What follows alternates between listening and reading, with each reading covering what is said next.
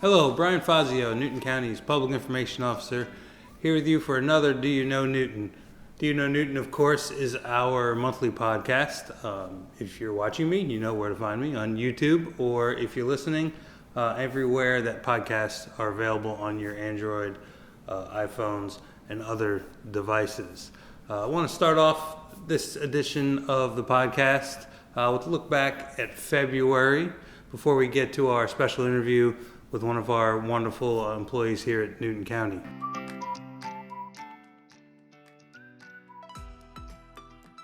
In case you didn't know, you can download Notify Newton's app, which allows residents to communicate directly with staff to submit requests on items such as pothole repairs, tall grass, code violations, and more. Download Notify Newton on Apple App Stores and Google Play today.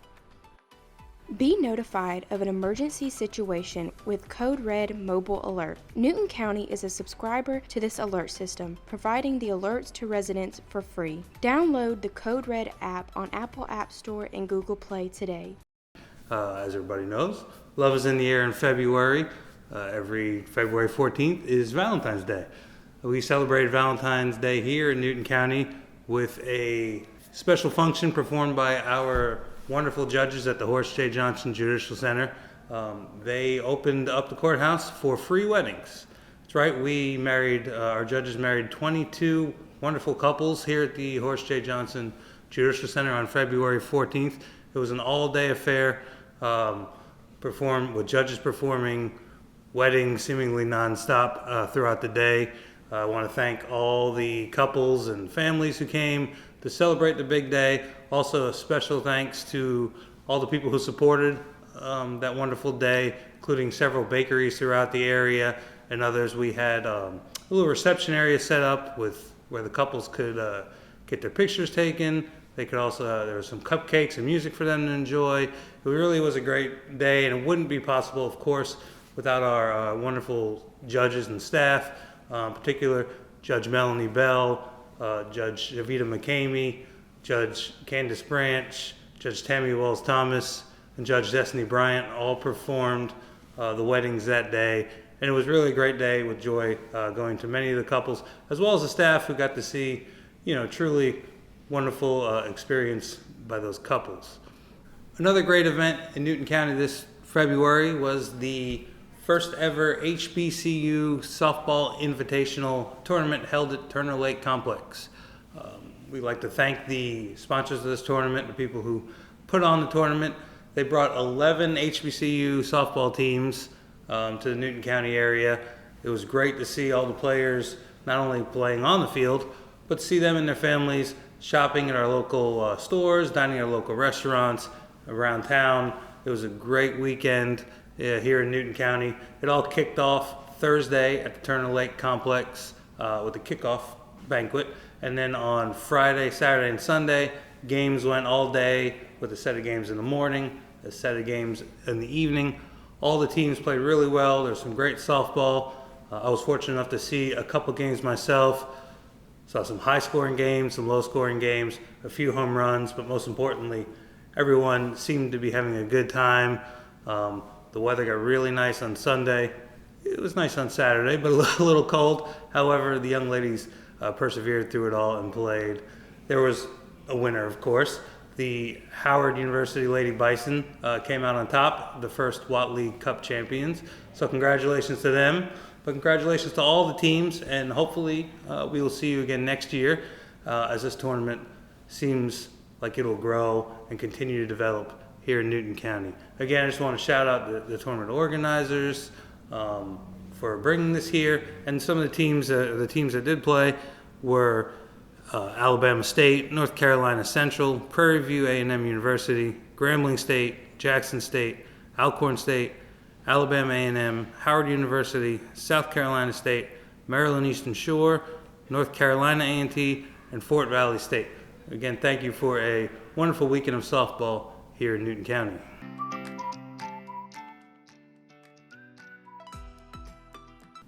March is set to be yet another busy month here in Newton County, and there are a few things that I feel you should know coming up in this March so you can make sure you're plugged into all the things going on here in Newton County.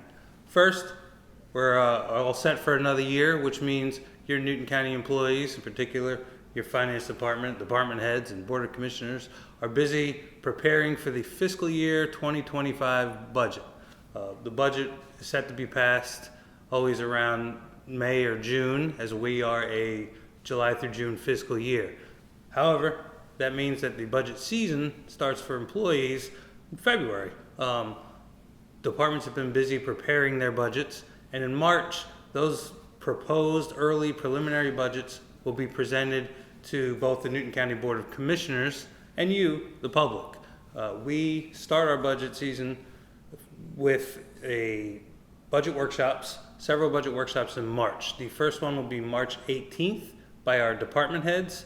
The second one will be March 19th with our constitutional officers. The third one will be March 20th with the appropriations that receive funds from Newton County, as well as a Board of Commissioner workshop, a chance for them to discuss amongst themselves about what they had just heard. All those workshops, again, will be in front of our Board of Commissioners. Will be at the Newton County Historic Courthouse. Will begin at 9 a.m. If you cannot make it to the Historic Courthouse from March 18th, 19th, and or 20th, of course, we will be streaming those workshops and meetings live on our YouTube channel. That is youtube.com/Newton County Government. And those workshops are a way for the commissioners and the public, like I said, to first hear what department heads kind of have in store for their budget. It's a working budget at this point. The commissioners will give feedback to our county manager and finance department, who will then tweak and work on the budget a little more before the first official proposed budget is presented a little later on in April. So please make sure you stay tuned in that. It's a great way to see what is going on in your government. Also in March, a little more on the fun side, especially for our young Newton County residents, our children, on March 23rd at Stone Road Complex, we'll be hosting an Easter egg hunt.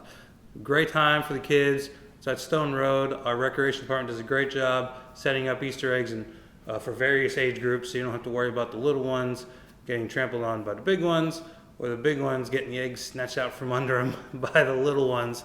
Again, that'll be March 23rd at 11 a.m. at the Stone Road Complex.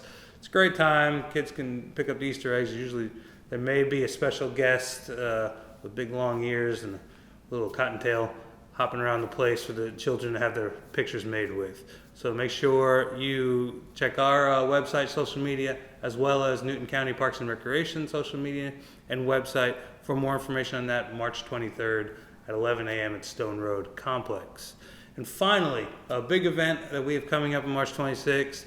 I know our staff here has been working on it for quite some time, along with our county manager staff and our chairman of the Board of Commissioners.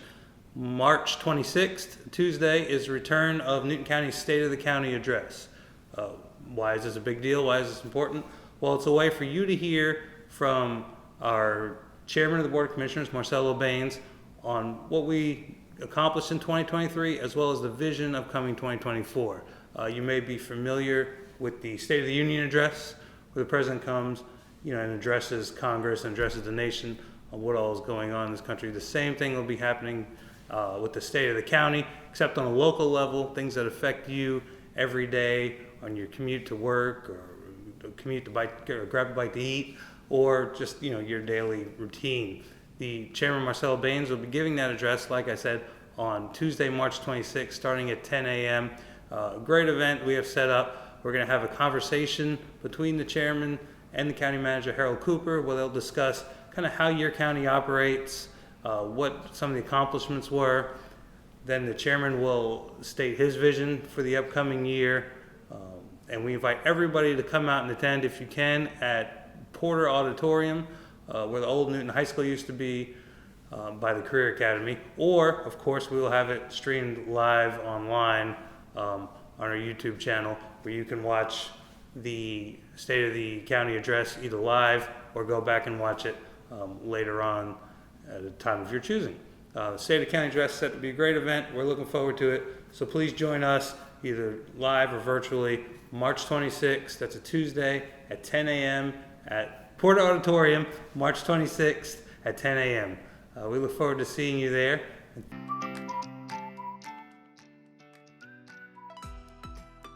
We're back here once again with another special guest, one of our Newton County family members, Miss Angela White Davis. Yes. Miss Angela is the director of our Board of Elections and Registration here in Newton County, and she has a big role to play here, not only every 4 years, but every day, and every 4 years we're here. It's 2024. Yes. That's a big year for everybody, but a big year for your office. Definitely, definitely. And just to give clarity, the reason we say the Board of Elections and Registration, our office does it all. So we conduct the registration for the voters, and we also conduct the election. Unlike larger counties, they literally have departments that do it, that they may never see one another. So we're kind of a 2-in-1. We're classified as combined. So you're busy year round, even though the election is in November with the various primaries. You start year round. What was your year like? Let's start January 1. Like, what was your task? January 1, 2024. Right now, we are finishing up the redistricting for the House change numbers. So we're almost at the end of that. The deadline is February the 9th, which we will meet the deadline ahead of schedule. Going back through reviewing voter registration applications, because that's something we do all year round.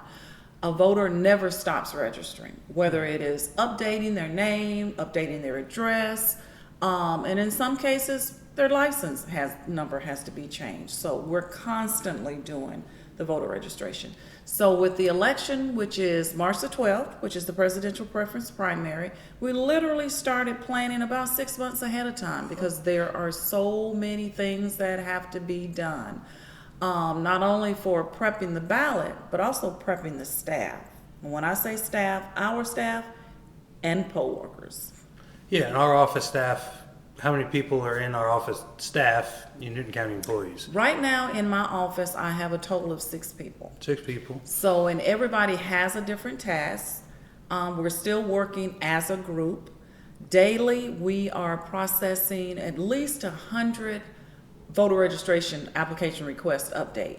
And a lot of that information comes from driver services because we are basically tied in with them. So when a driver goes to update their license, their information is sent to us overnight through the application, the software that we use for the state, or they're walking in to update. So this morning, right now, they're processing voter registration applications. Once they get that finished, then we go on to the next task.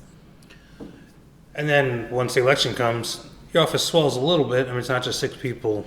Yes, running when the election polls. comes in, at that point, we actually develop an absentee team. And right now, the clerk that kind of leads that team, she's in the office now. She does not work 12 months out of the year. She's listed as a contract seasonal employee, where she's prepping the voter registration applications that voters are sending in to request a ballot to be mailed to them. Because with the last change in the law, a voter can request an absentee ballot via the application 78 days before an election. So that day was December 25th that they could start applying. Okay, so they can start applying for absentee. When's the last The day? last day is March the 1st. March the 1st, which is Yes. we're Yes, recording this 30 on days February from now. 1st. So less than 30 days by the Less than time 30 this airs. days. Yeah. So if you have not asked for a ballot to be mailed to you, your deadline is March the 1st to make that request. Now, the ballots are ready now. We have received them. Statewide rule is ballots cannot be mailed out until a designated date, which is February the 12th. And that's when we will drop them in the mail. For the presidential. For the presidential preference primary. Okay. Yes. How did you, Angela, get involved in this? Because I know you love what you do. Because being in that office, there's a lot. You have a few stresses from time to time. From time to time, but But we you try to. are one of our most happiest all the time employees. Unless you don't do something that you need right away. But that's all right. So We learn. How long have you been in Newton County? My background is retail. So I have a BS in management and a minor in computer science. but I started in 1999 as a poll worker. Okay. A friend of mine told me about it. I got married in 92. I moved here 92, and then 99 I started, and I was a poll worker. So I moved up to assistant manager with poll workers. So I continued to work that, and then when I decided just to pretty much change careers, because I've been in retail and corporate for over 20 plus years, 2013, the Board of Elections had an opening for a full-time position. So I'm like, okay, I'm just gonna take a break from everything else. Let's do this. I never worked in Covington. I always worked in Atlanta. So I did that for a couple of years. And then in 2015, the director that was there retired, and the current assistant director moved up. So at that point, I had the opportunity, and I was appointed as the assistant director. So 2015, I became the assistant director. And then 2020, at the end in November, the director decided she was going to change careers. So at that point, the board appointed me as director, and I say my new birth date job is December the 4th. And believe me, I love the past director with all my heart. And I always joke with her and tell her that was the day we got divorced. Oh. Because she left me. But it's all good. She's been very supportive of me, and I truly, truly, truly appreciate it. Yeah. The past director still works with us, and we still appreciate what she does. Now, you mentioned the board of elections Yes. appointed you. Explain even for me what is the Board of Elections and what's their role and all this? We are a 3-member board members. You have your chairman, and you have a representative from each party. They are the ones that kind of deal with the public for me. They're the ones we meet monthly. We discuss the issues or concerns that go on within the office. Some things they have to vote on, whether I can do or not do. The latest thing that they had to approve was we have a polling location change. So it's not like I can just go out and just move the polling building. Precincts stay the same. We still have 19 precincts, nothing changed. It's just one of our locations, and we always use churches. They're going under renovation. Oh, okay. So for 2024 election cycle, they won't be accessible to us. So we're gonna move Rocky Plains polling location. The precinct still stays the same, from Higher Tabernacle Baptist Church. We're gonna move it to Harvest Church. Okay. Which is literally less than a mile right around the corner. The address is 2075 Highway 212. So starting March the 12th, which will be their first election, they will be our polling location Okay. for 2024. And we'll put all they that used information. to be, they used to be one of our polling locations. Okay. So you will see a sign in front of Higher Praise Tabernacle in the next 10 days, if not before, Okay. because I have to post a sign. And we'll have precincts and polling locations on the website and all that Yes, as well. they but are currently listed on the you're really, website now. You're really good about putting signs everywhere. Thank you, I do. I buy a lot of signs. And the Board of Elections, real quick, just to kind of clarify for everybody, when they do make those decisions, it's all in public open meetings. Yes. When do they meet if people They want to meet start on the following? first or second Monday of the month, and I always post that on the website at 4 p.m. And they meet in our back office. So, Yeah, yes. yeah. I mean, our website, you are one of the few departments, thank you, who handles their webpage, and you put up all the information. I know there's precinct locations, polling locations, information if you're a voter, information if you're a candidate, all that stuff. Yes. If you go to ncboc.com and then under departments and elections, also I think you're a button. You're so popular. I think I have a button right on the homepage. Yes. So people don't have to go through all that. They just go to elections. Yes. Great. Like I said, the information's on there. Mm-hmm.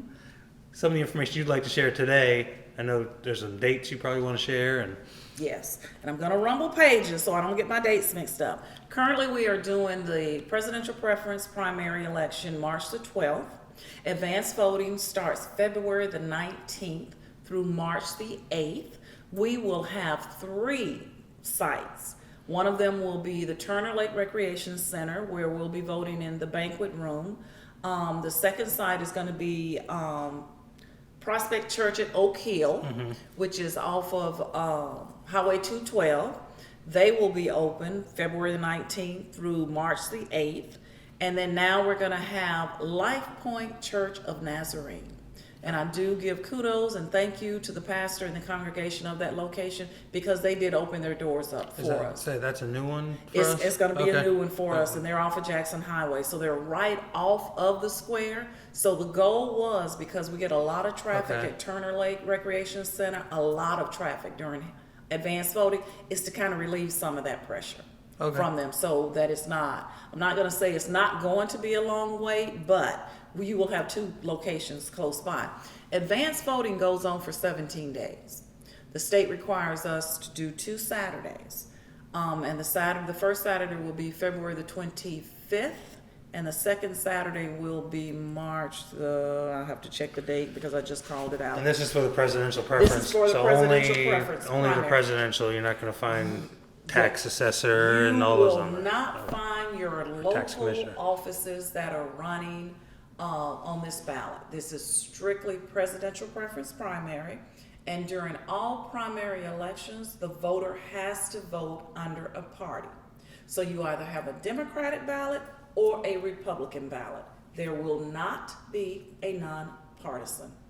Okay. Only, And I know in Florida, when I first registered to vote years and years ago, I had to pick whichever party was on my voter card. Georgia, you don't have to do that. You can- Georgia does not require a voter to register under a party. So if you choose to vote under Party A during the May election, which is a primary election also, if you chose to vote under Party A under the presidential preference primary, and in May we still have a primary, and you chose Party A, if you chose Party A, you have to stay with Party A for May. Okay. Okay, because it's basically 2024 election cycle. The only way to change that party, you would have to complete another absentee ballot application if we're mailing it Okay. out to you. But if I registered for Party A in '98, I can vote for Party B, C, Well, so whatever you I don't want register as a under a user. party. So if I voted under Party A in the PPP, and when I get to the May, I want to vote under Party B, and I'm walking in person, vote under Party B, because that's the voter's choice. But the state of Georgia does not require that you register. I'm trying to get that last date of advanced voting. But just know you got to vote under a party. And a lot of times with voters, it's a little confusing to them. Why do they have to vote under a party?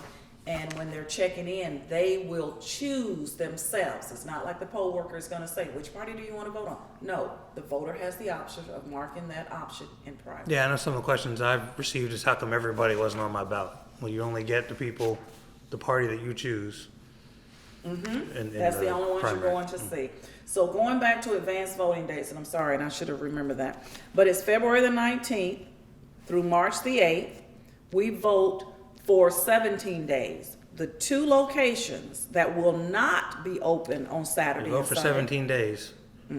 That's the advanced voting window. You can only vote once. You can only vote once. Oh yeah, I'm sorry. Yeah, you may vote one time during advanced voting, and if Most you vote people during know that, but you- when you vote during advanced voting, you do not go to your precinct on March the 12th to vote again. You get one time to do it. Okay, one time. But the location that will be open on the Saturday and Sunday will be Turner Lake. And Sunday, there's a Sunday, There will be a Sunday, and Sunday will be March the 2nd. but only at Turner Lake. But only at Turner Lake. No, the Sunday is February the 24th. Okay. The first Saturday is February the 24th, 9 to 5. The second Saturday of voting is March the 2nd, from 9 to 5. Then there will be a Sunday voting, which is February the 24th, from 11 a.m. until 4 p.m. During the Monday through Friday time period, it's 8 a.m. until 5 p.m. Okay. And all of that information is on the website. Yeah, and we'll reiterate that as well as we get closer. So continue to check our website and other sources, social media, for this information. Yes. All right, so you're gearing up. I'm gearing up. I'm gearing up. Now, if they go to the, right now for the May election, which is the general primary for local offices, those candidates that are interested in running for local offices within Newton County Statewide, you qualify March the 4th through March the 8th. And you would qualify with your designated party that you are choosing to run under. So just know that's Okay, coming so up. if you want to run for Commissioner X, you'll go to your local party, whichever party you happen to want to register with, and they'll go and register at March 4th through 8th? March the 4th through the 8th. March It's the 4th. first week in March, and if you have that interest and you go to candidate qualification on our website, there's a link to click where it will tell you the address and all the information that you need. Now, this is a lot of information, a lot of guidelines, a lot of so on. Who said, Angela's not sitting in her office saying, I want to do this, that, and the other thing. No. Where do you get your My guidance? direction comes from the Secretary of State's office, the Elections Division. They print out right now it's the 2024 calendar, which basically has the dates broken down of the task that each election office is supposed to go by and due dates that are required. Okay. Because elections now, for good reason, are under a lot of scrutiny. We want to make sure we get it right. Yes. And those guidelines and rules come from the Secretary of State office and all that. Okay. And we have to abide by them, yes. Yeah, and you do a great job. Honestly, as long as I've been here, never had any issues. And I appreciate that. Thank you, I do Because- too. Baby issues Yeah. are okay, major issues, no, I don't have. Yeah. Well, thank you and your team. You're welcome. I thought it was more than 6 people every time out there. It seems like, You seem like you are. well, yeah, because I one have- person's but you know, doing I multiple have things. So. We have about 300 voting units that we have Okay. access to now, and I do have, and I call them my custodial team. Sometimes you may see them when they're helping us lift those 50-pound units and when we're having to test them. So you may see that traffic sometimes, but that's usually when we're prepping. Yeah, and like I say, your people are working the front desk. I turn around and they're working other than so they're hard at work, and we appreciate all you do. And I appreciate my staff because every day is different and they are flexible. They're answering the phones, they're filing, they're doing whatever needs to be done, and no job is above anybody's. And even my experience with poll workers, when I go to the library, Alcovey Precinct, they're all friendly and nice, and it's kind of a good way to see your neighbors. And we just completed the beginning portion of our poll workers for Okay. this election also, and we were able to bring in, it's about 25 or 30 brand new people who had never been poll Oh, really? workers. Because a lot of times people don't understand, it's a 16+ hour day, and you have to go be at the precinct at 5:30 in the morning, and you're basically sequestered. You don't leave. But For up to 16 hours. yeah. And I'm sure the pay is, The pay is, you're doing a You're lot not of there for the community pay. services, but we do compensate, so, yeah. It's not Yeah. volunteer, some people think and it's is that volunteer. period closed where people can apply for a poll worker? They can always apply for the March PPP, we're pretty much finalizing that team, because I've gotta get them trained. Yeah. But we're always taking applications because we still have the May election, we'll have the June runoff if there's one, we'll have the November election, and then sometimes you lose poll workers because they decide that may not be the community Yeah. service opportunity that they would like to continue to have. 16-hour community service. One more question I had, but do you know off the top of your head, I'm putting you on the spot, how many registered voters there are? Right now, as of yesterday, when I ran the report, we've got about 90,000. Around 80,000, well, 79 and some change of those are active voters. The remaining balance is inactive. Inactive does not mean that they're canceled. Inactive means that Angela Davis registered and a precinct card was sent to her, and for some reason it got returned undeliverable back to the office. So at that point, I have to enter it into the system that I got returned mail. And other options as a confirmation notice is sent out to Angela to see if we can't communicate. And it wasn't, the return mail wasn't because the post office didn't deliver it or because they actually moved. Okay. So when we make that second attempt to contact the voter and they don't respond back in the 30 or 40 days with updating their information with us, the system will switch it to inactive.